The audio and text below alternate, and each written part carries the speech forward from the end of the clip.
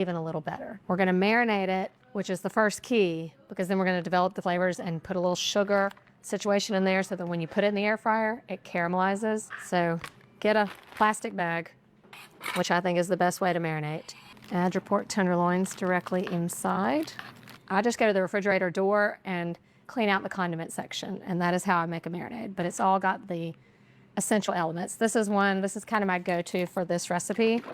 I like to get like an Italian dressing or a balsamic vinaigrette. This just has already a lot of ingredients to add some flavor. And I also go in with some soy sauce, a little bit of Worcestershire. So we've got our salt and our tanginess going on from all this. I'm gonna add in a little garlic powder and onion powder. You could do whatever kind of multi-purpose seasoning you like also here. You gotta add in a little sugar of some sort. Honey is my favorite for a marinade just because it can blend in really easily. Some olive oil to balance out all of this tanginess. And a little Dijon mustard.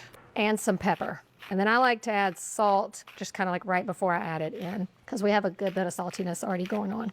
Try to get out as much air as possible. And then zhuzh it all around till it is well mixed. I do like to do this the night before. I mean, you can even do this a couple days before. It even gets better. Keep this in the fridge. Remember when they used to say, and by the magic of television, I did one yesterday. This, you're gonna preheat your air fryer to 400 degrees, and then you pop it in about 20 minutes. You want it to be really caramelized on the outside, and it'll be perfectly juicy on the inside. I changed my mind, I want a bigger air fryer. 5 pork tenderloins, take 8.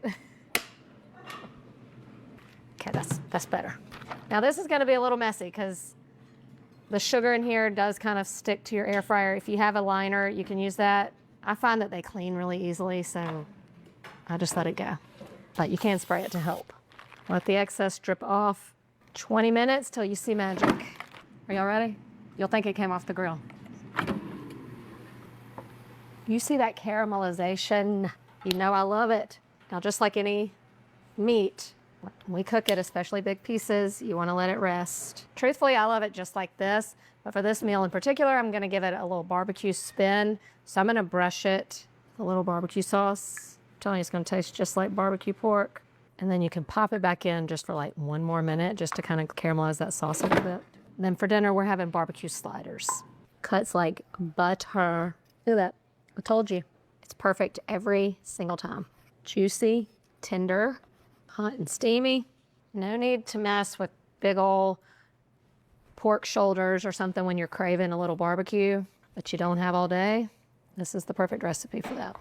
Foolproof. You really cannot mess this one up if you do what I tell you. Now let's make dinner.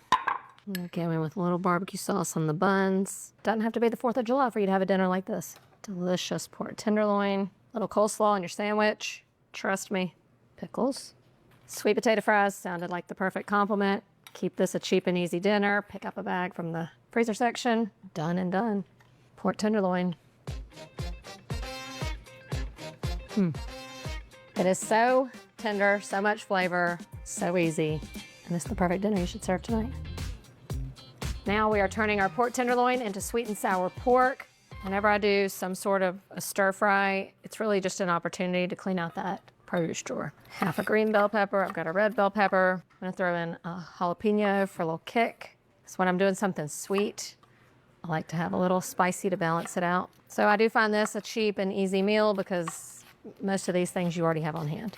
Onion, because onion goes in everything.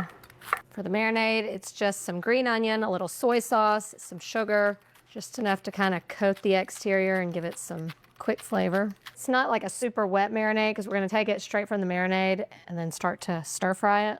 A little bit of soy sauce, a little bit of sugar, a little bit of salt, and an egg white. So it's just going to kind of create a flavorful coating for the pork. And we've got our pork tenderloin, and I'm going to cut this up into cubes. That way it resembles what you get in the takeout. And sort of how we did the spadini. These are recipes that are generally more popular with chicken. So you can find a lot of chicken recipes and just sub pork for things like that. When it just calls for boneless, skinless chicken breast, you can do the pork. Also, I mean, this was one of the smaller packs of pork tenderloin, around $10, and it's going to make a lot. You probably don't even need the whole pack. So when you cut things into smaller pieces, they just stretch further. Into the marinade. This is something you could prep this part probably up to the night before. But you want to let this marinate for about an hour. All right, I'm just gonna cover this up, stick it in the fridge, and then we'll get ready to stir fry. All right, we gotta make the sweet and sour sauce before we start cooking. The sour is the apple cider vinegar. Sweet to the sour is the sugar. A little bit of ketchup gives it both sweet and sour. Has that tang. It's also gonna add some color, some water, a little soy sauce, and a little salt.